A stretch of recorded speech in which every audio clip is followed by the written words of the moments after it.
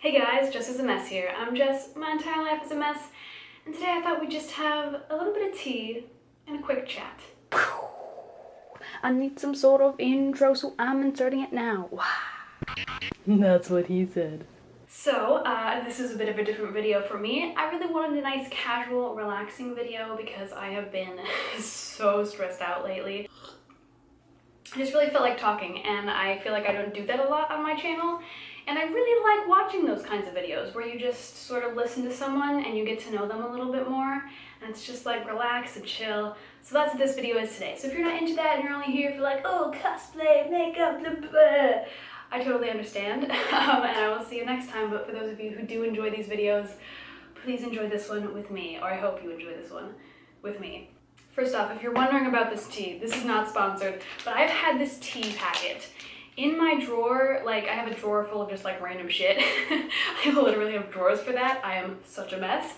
And I've had this in my drawer for around 2 years, and it says the shelf life of this is 2 years, so I had to use it, and I have been wanting to use this in a video because I wanted to try it out. It's called Rose Fruity Milk Tea, and I got this in a random little, like, I think it was an anime shop, but it had like Asian things there too. And so I saw this and I was like, I want to try it. But that was 2 years ago and I never got around to it. So here we go, put it in a video, check that off the list. Hello 2017, I am doing things. And it's actually really good. It tastes kind of nutty, which I like from teas. I did have to add, as you saw, a little bit more milk into it.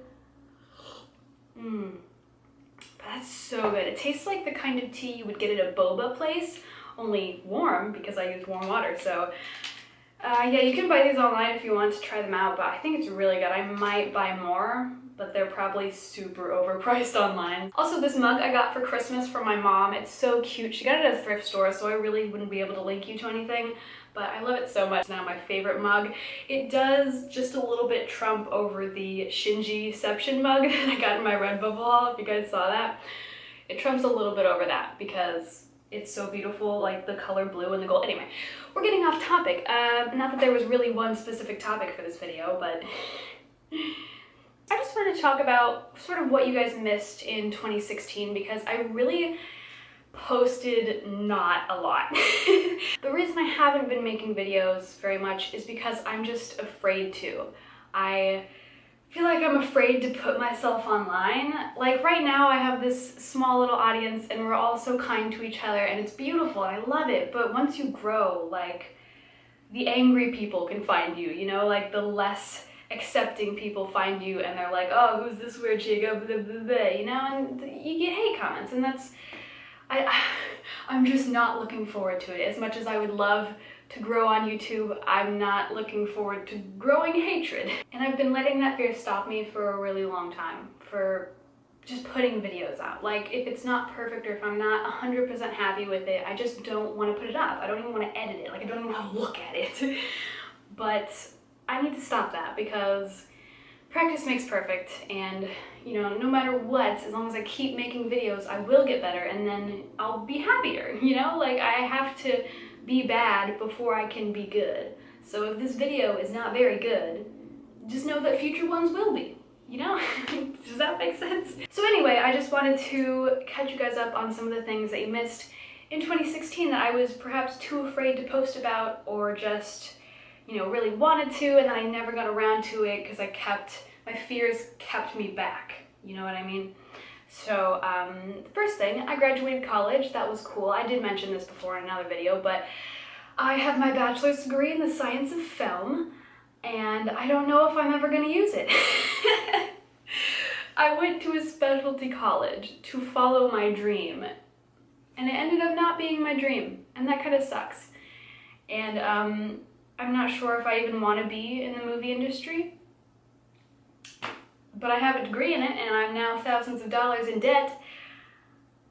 So is there really an upside to that? I guess the upside is I got the experience and I figured it out, because when I first started, I thought that film was going to be my thing, that it was my big dream, and it's not. So at least now I know. I guess knowledge is power, and the power is the power that I have over my life. Now that I know, that I don't want to be in film, but the other bad part is that I don't know what I want to do. I mean, I would love to be a writer or a director or an actress, actually, is what I always wanted to be since I was a kid, or at least a teenager. But I ended up going to film school instead of acting school, which was probably not the best choice. But I did love living in Orlando. That's where my college was. And speaking of Orlando, as a graduation gift, my mom got me a ticket to Universal. It was like a 2-day, 2-park ticket. And it was so much fun. I really wanted to do a video on it, but I kind of just ended up, I just wanted to have the experience. I went to Disney World in 2015 for my birthday, and that was amazing. Like, I had never been to Disney World before. We got to see like all the different places, like, oh, the Tangled area was like my favorite, like Rapunzel and all the floating lanterns. I was like, oh my god. If you really love Disney, you know, and you like meeting the characters and you like just seeing things, Disney World is great. But if you really like fun rides, oh, Universal is the place to go. I had so much fun. And the thing is, I went with my boyfriend and he made me ride like every ride possible, pretty much. There were rides that I was like, nah, like I'm not really interested. And he was like, no, we have to go on this ride. We have to do every ride. And I was like, why? Like, why? But in the end, I am actually really glad that he made me ride every ride because pretty much all of them were so fun. The only ride I didn't like was there's this red one that goes like really like steep, and it goes really steep down, and it's really fast, and it's mostly painful. It's not even fun. I just got a lot of bruises from it. It was like the seats were so uncomfortable and like this hard plastic that you would bump up against. That one's not fun. I would not recommend that. But some of my favorite rides were the Mummy ride.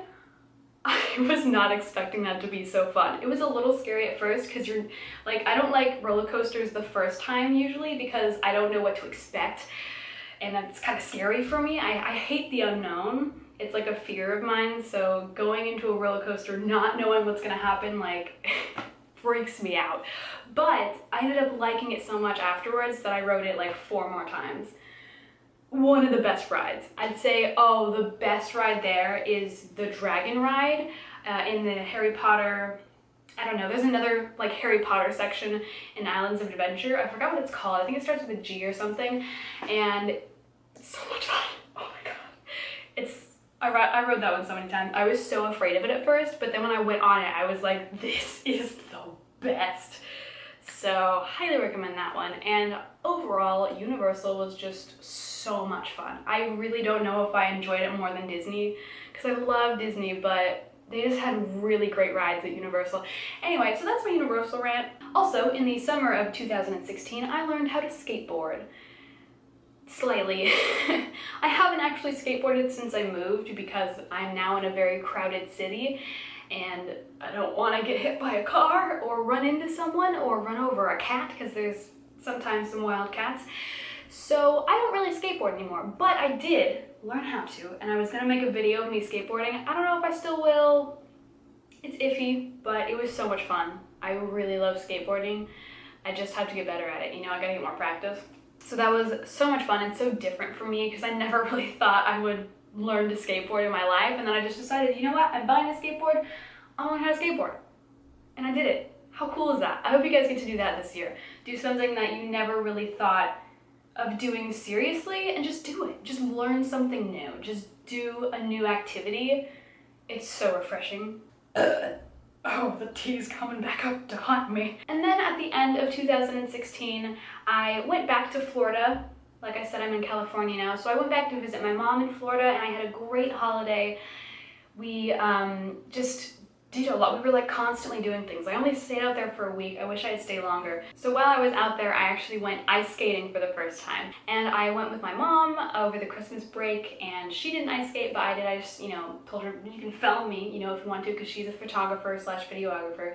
And, but it was kind of a fail because I didn't know how to ice skate, and there were so many people. It was so crowded that I couldn't learn how to ice skate. I was just like tripping over everyone and causing people to be slow behind me because I just didn't know what to do, and I really didn't want to fall.